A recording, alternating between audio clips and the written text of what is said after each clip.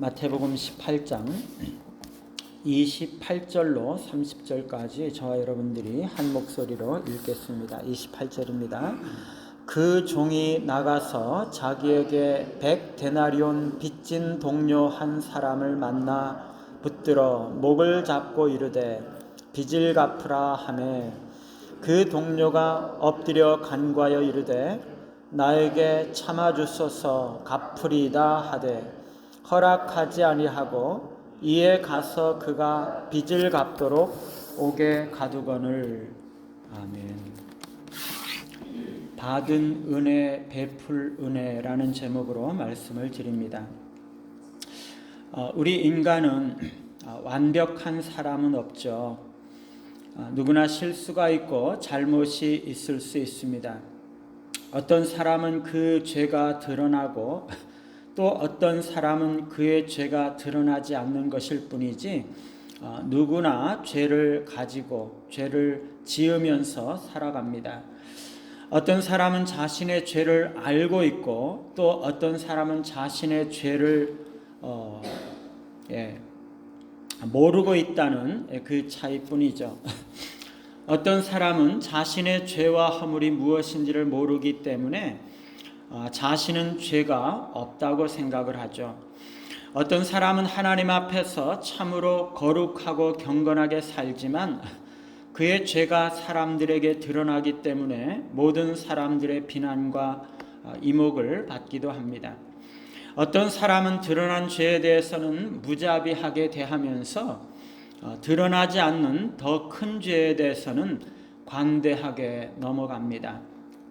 어떤 목사님은 교회 예배당에 작은 휴지 조각이 떨어져 있으면 노발대발하면서 성도들에게 야단치고 훈계한다고 말하더라고요. 자신의 분노나 교만함이나 다른 사람들에게 주는 상처는 작은 휴지 조각이 떨어지게 만드는 것보다 훨씬 더 중요하고 심각한 문제라는 것을 모르는 거죠. 이런 사람은 다른 사람이 잘못하는 것에 대해서는 눈에 심지를 켜고 찾으려고 하지만 자신의 해야 하는 역할은 제대로 하지 못하면서도 그것을 잘 알지 못하는 거죠. 오늘 말씀은 1만 달란트를 용서받은 종이 자기에게 100데나리온 빚진 동료 종에게 어떻게 잔인하고 매정하게 대하고 있는지를 잘 보여주고 있습니다. 종의 주인은 자신에게 관용을 베풀었음에도 불구하고 자신은 다른 동료에게 너무나 혹독하고 잔인하게 대하고 있는 거죠. 주인이 탕감해준 1만 달란트에 비해서 자신이 받아야 할 100데나리온은 너무나 하찮은 액수죠. 어떻게 보면 100데나리온은 작은 돈이 아닙니다. 쉽게 생각하면 하루 품삯을 10만 원이다 이렇게 치면 100데나리온은 1000만 원인 것이죠. 작다면 작은 액수일 수 있지만 어떻게 보면 작지 않은 금액입니다. 다른 사람들이 우리에게 짓는 죄와 우리가 다른 사람에게 받아야 할 빚은요, 사실상 작은 금액이 아닐 수도 있습니다. 사람에 따라서 그것은 매우 큰 부담이 될 수도 있는 거죠. 그러나 그것이 내가 탕감받은 빚에 비하면 너무나 하찮은 거죠. 이 종은 그것을 생각하지 못했던 거죠. 그러나 우리가 기억해야 하는 것은요, 다른 사람이 나에게 지은 죄는 너무나 작은 것이지만 내가 다른 사람에게 지은 죄는 너무나 큰 죄라는 사실입니다. 왜냐하면 그것은 그 사람에게 짓는 죄일 뿐만 아니라 하나님께 짓는 죄이기 때문인 거죠.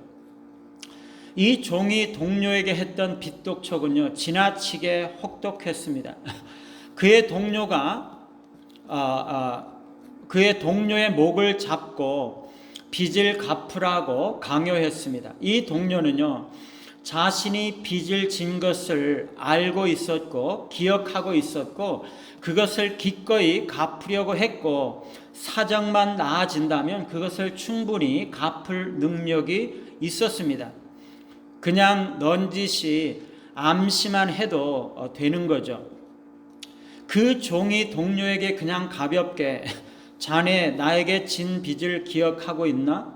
한마디만 해도 충분합니다. 오히려 자네 나에게 진 빚 때문에 너무 조급하게 생각하지 말게 이렇게 말해도 충분한 거죠.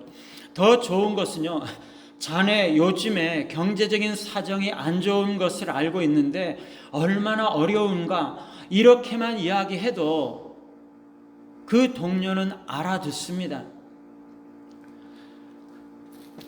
아니면 더 좋은 것은 자네 나는 주인에게 1만 달란트 탕감을 받았네. 자네가 나에게 진 빚은 없는 걸로 하게. 그렇게 말해야 되는 거죠. 그런데 이 종은요, 얼마나 위풍당당하고 오만한 태도를 가지고 또 얼마나 비열하고 야만적인 정신을 드러내고 있는지 모릅니다. 이 동료는요, 엎드려서 간구하고 있죠. 나에게 참아주소서 갚으리이다. 이 종이 임금에게 했던 똑같은 말입니다.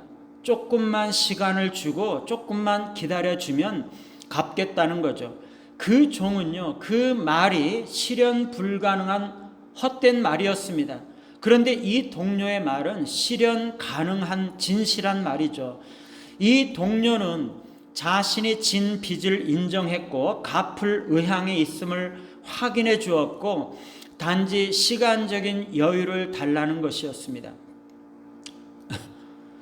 그런데 동정을 받았던 그 종은요, 동료를 유린해 버렸습니다. 동료가 엎드려서 빌면서 사정했지만 완전히 무시하고 그의 청을 허락하지 않고 빚을 갚도록 옥에 가두어 버린 거죠. 여러분, 우리가 은혜를 받은 사람들이라면 우리에게 죄 지은 자를 너그럽게 대해야 하는 것이 맞죠. 주님께서 지금 그것을 가르쳐주고 계시는 거잖아요. 그런데 자신은 관용과 용서를 구하면서 다른 사람에게는 너무나 혹독하게 자신의 권리를 주장하는 것은 너무나 무자비한 거죠. 자신은 용서를 받았으면서 다른 사람을 용서하지 않으려고 하는 사람은 하나님께서 용서하지 않으시겠다고 말씀을 하고 계시죠.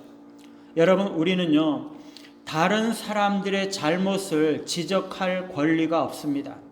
이미 그 사람은 자신의 잘못을 알고 있어요. 빚을 갚으려고 하고 있어요. 혹시 그가 그것을 모르고 있더라도 그에게 죄를 깨닫게 하시는 것은 우리의 역할이 아니고 성령께서 하시는 일입니다. 우리가 다른 사람의 죄에 대해서 지적하는 것은요, 우리가 성령의 역할을 대신하려고 하는 것입니다. 혹시 다른 사람의 죄를 깨닫게 해야 할 필요가 있다면 그렇게 말할 수 있잖아요. 누구나 그런 실수를 할 수 있을 텐데 얼마나 힘드셨으면 그러셨겠어요. 너무 염려하지 마세요. 다들 이해해요. 그 사람의 처지와 형편을 공감하고 그에게 격려하고 인정하는 것을 확인해 주면서 그 사람으로 그것을 깨닫게 할 수도 있지 않겠어요? 그것이 자신이 받은 은혜로 인해서 다른 사람에게 은혜와 사랑을 베푸는 태도가 아닐까요? 따끔하게 한마디 해야겠다고 그렇게 생각하는 것은요, 내 빚을 꼭 받아내려고 하는 잔인하고 혹독한 종과 같은 것이죠. 여러분, 누구나 다 할 말은 할 수 있습니다.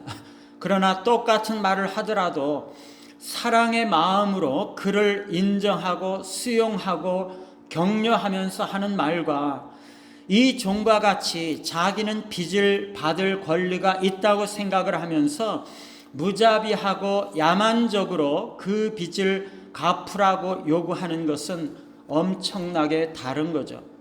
이건 하나님 앞에 죄를 짓는 것입니다.